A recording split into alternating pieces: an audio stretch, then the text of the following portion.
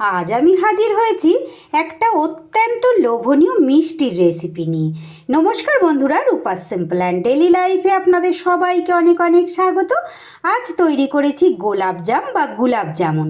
কতটা সহজে বাড়িতেই এই মিষ্টিটা তৈরি করে নেওয়া যায় সেটাই আজ আপনাদের সঙ্গে শেয়ার করব।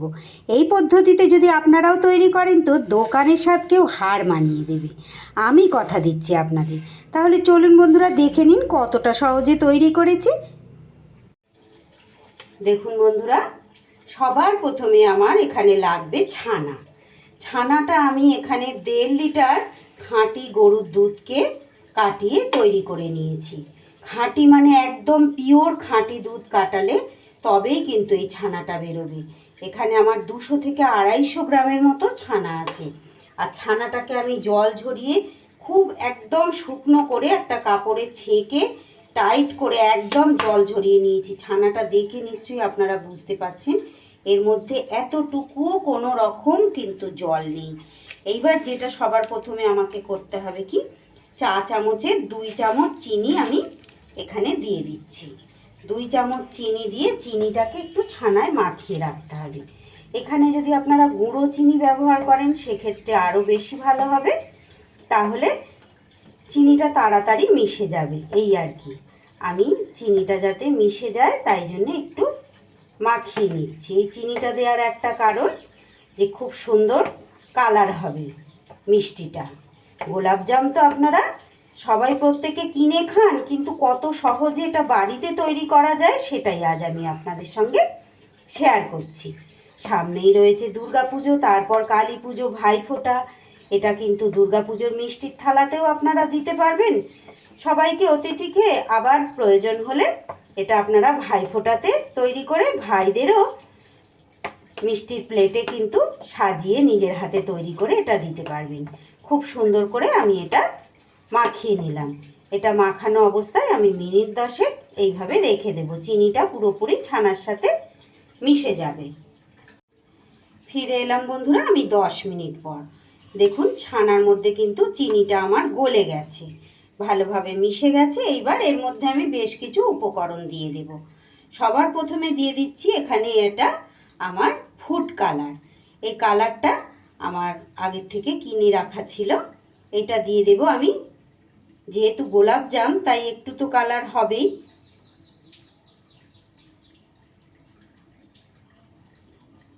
6 ফোঁটা আমি দিয়ে দিলাম।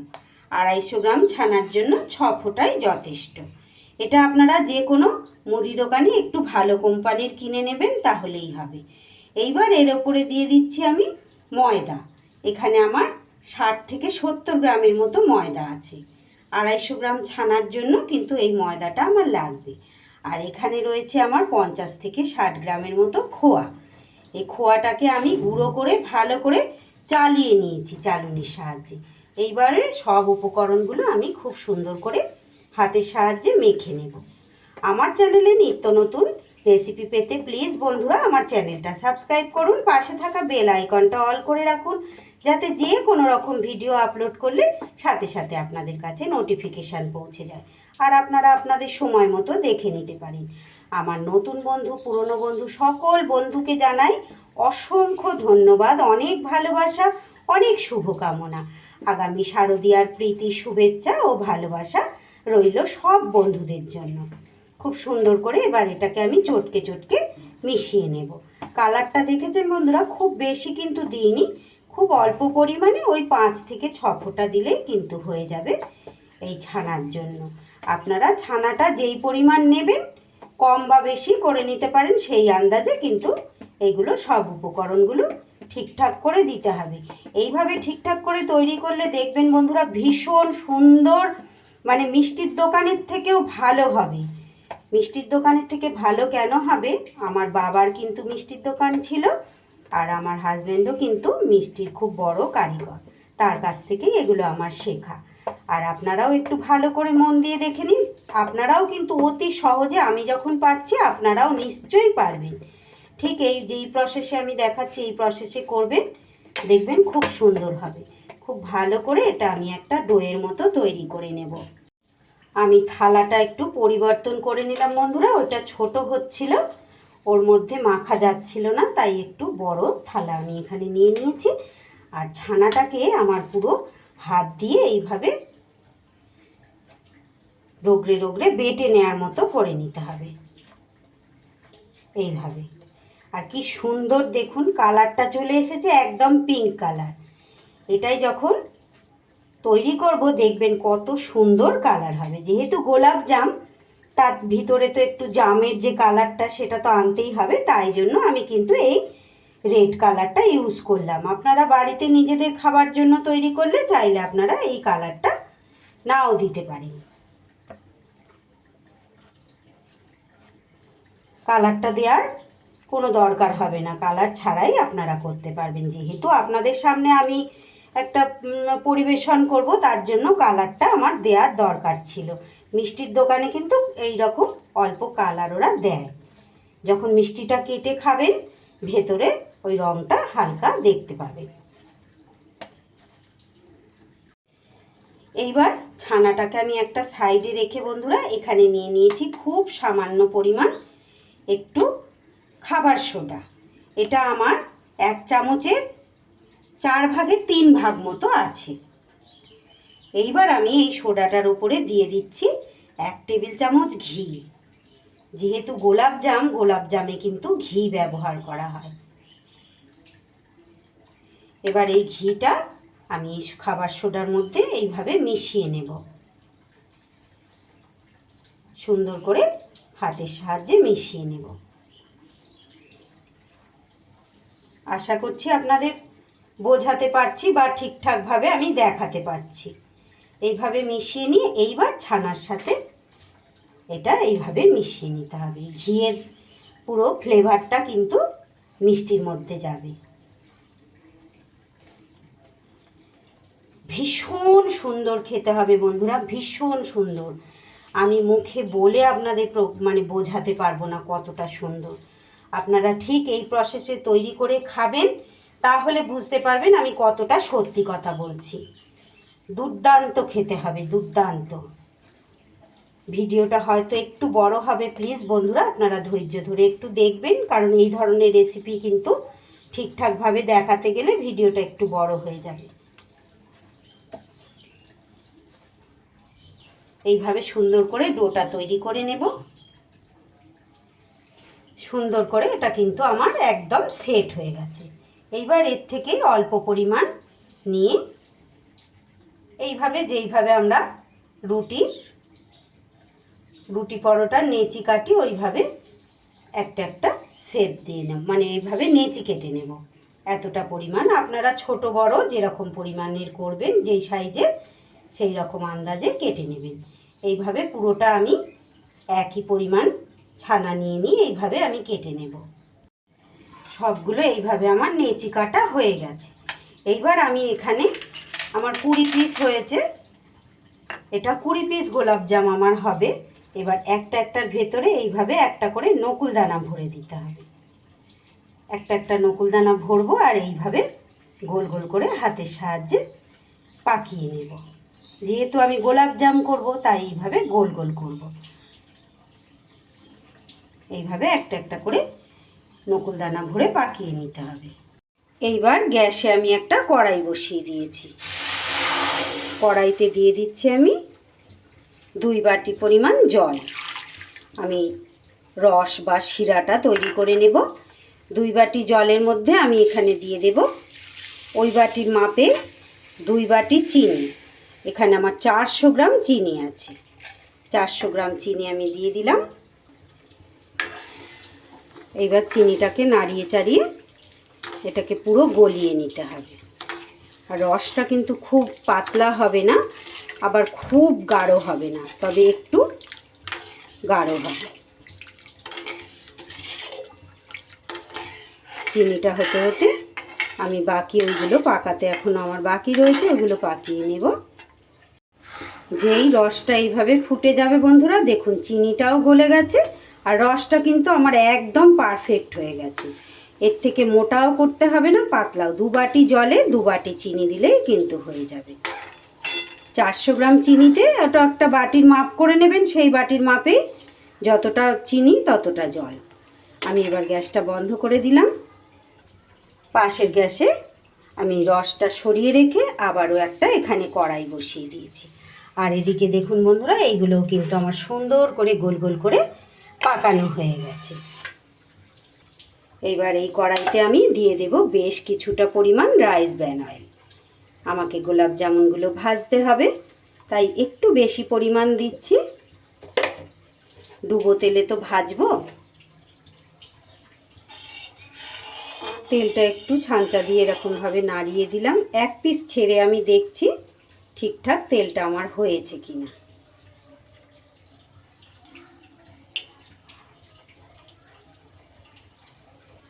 এইবারে আস্তে আস্তে আমি এগুলো সব ছেড়ে দেব। গ্যাস কমিয়ে কিন্তু আগে তেলটা একটু গরম করে নিয়ে, খুব কিন্তু চড়া গরম করা যাবে না। দেখুন প্রথমেরটা আস্তে আস্তে কতটা ফুলে যাচ্ছে। সবগুলো কিন্তু আমি এক এক করে ছেড়ে দিয়েছি। আর শুরুরটা দেখুন কি সুন্দরভাবে ভেসে গেছে। ঠিক এইভাবে আস্তে আস্তে ছাঁচাটা দিয়ে করলেই কিন্তু ওইগুলো আস্তে আস্তে সব ভেসে উঠবে। সবগুলো যেই এইভাবে তেলে ভেসে উঠবে তখন গ্যাসটাকে বাড়িয়ে দিতে হবে। দেখুন আস্তে আস্তে কিভাবে কালার চেঞ্জ হয়ে যাচ্ছে। এইভাবে আস্তে আস্তে, শুরুতেই একদম কিছু করা যাবে না, এইভাবে হতে দিতে হবে। এক পিঠ হয়ে গেলে তারপর উল্টিয়ে পাল্টিয়ে বেশ ভেজে নিতে হবে। 2 থেকে 3 মিনিট ভাজার পরই দেখুন বন্ধুরা কিভাবে কালার চেঞ্জ হয়ে গেছে। কিছুই না, যেই ভেসে উঠবে একটু সময় 1 মিনিটের মতো রেখে দিয়ে তারপরে আস্তে আস্তে এইভাবে ছাঁচাই করে নাড়িয়ে চাড়িয়ে ভেজে নিতে হবে। আর সাইজটা কতটা বড় বড় হয়েছে আমি আপনাদের ক্যামেরায় কতটা দেখাতে পারছি জানি না বন্ধুরা। এই মিষ্টিগুলো কিন্তু কিনতে গেলে বাজারে, দেখুন একটু সামনে এনে দেখানোর চেষ্টা করছি, বাজারে কিনতে গেলে কিন্তু 20 থেকে 25 টাকা পিস নেবে। দেখুন কতটা বড় বড় হয়েছে। এবার কিন্তু গ্যাসটা আমি কমিয়ে দিয়েছি, কারণ বেশি আবার হাই হিটে ভাজলে কিন্তু এগুলো আবার কালো কালো পোড়া পোড়া ভাব হয়ে যাবে। আর আমি যেহেতু সবগুলো একসাথে দিয়েছি 20 পিস মিষ্টি, তাই কিন্তু তেলের পরিমাণটা বেশি দিয়েছি। আপনাদের কম বেশি যেরকম হবে সেই মতো কিন্তু সব কিছু জিনিস মানে উপকরণ নেবেন। এইবার এগুলো কিন্তু আমার ভাজা হয়ে গেছে বন্ধুরা। এইভাবে ছাঁচাই করে তুলে গ্যাসে পাশে রেখে রসের মধ্যে এটা দিয়ে দিতে হবে।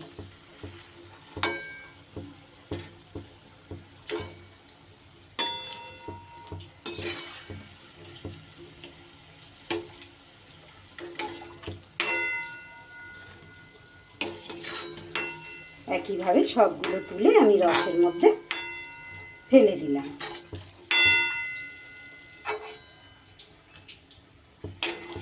এইবার যেটা করব বন্ধুরা, এখানে আমি আবারও 1 টেবিল চামচ ঘি নিয়ে নিয়েছি। যেহেতু গোলাপজাম, এই ঘিটা কিন্তু দিতেই হবে। শুরুতে 1 চামচ আমি ছানার মধ্যে দিয়েছিলাম, আবার 1 টেবিল চামচ এই রসের মধ্যে দিয়ে দিলাম। দিলে কি হবে, সুন্দরভাবে ঘিয়ের ফ্লেভারটা হয়ে যাবে। আর গোলাপজামের যে আসল স্বাদ সেইটা কিন্তু চলে আসবে। আপনারা দেখে নিশ্চয়ই বুঝতে পারছেন কত সুন্দর দেখতে হয়েছে আর কতটা বড় বড় হয়েছে।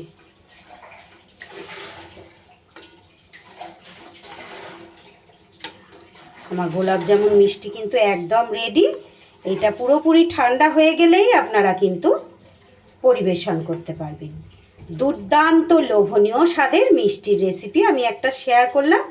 আশা করছি আপনাদের প্রত্যেকের ভালো লেগেছে বন্ধুরা। ভালো লাগলে একটা লাইক, কমেন্ট আর বেশি বেশি করে একটু শেয়ার করে দেবেন, যাতে সকলে দেখার সুযোগ পায়।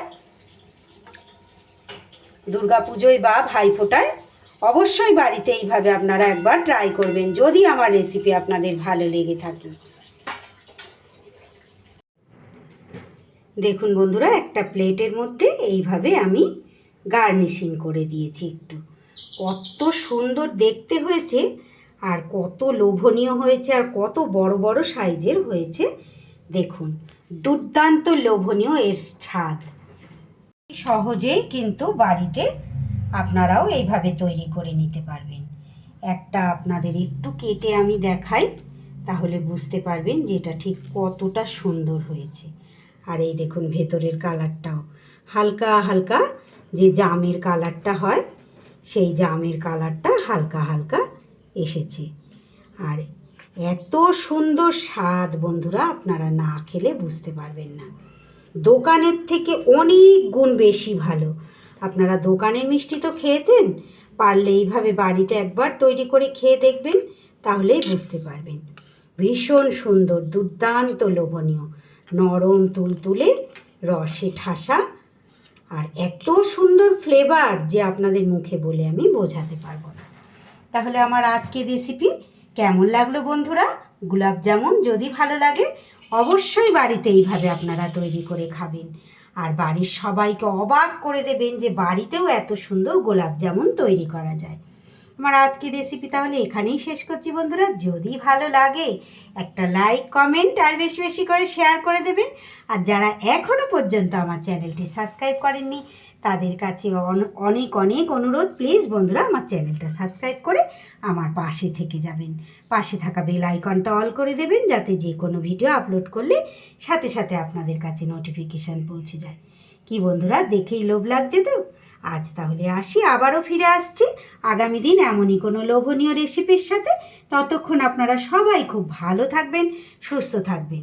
আগামী শারদীয়ার আবারও অনেক অনেক শুভেচ্ছা, প্রীতি, শুভকামনা জানিয়ে আজকের রেসিপি আমি শেষ করছি।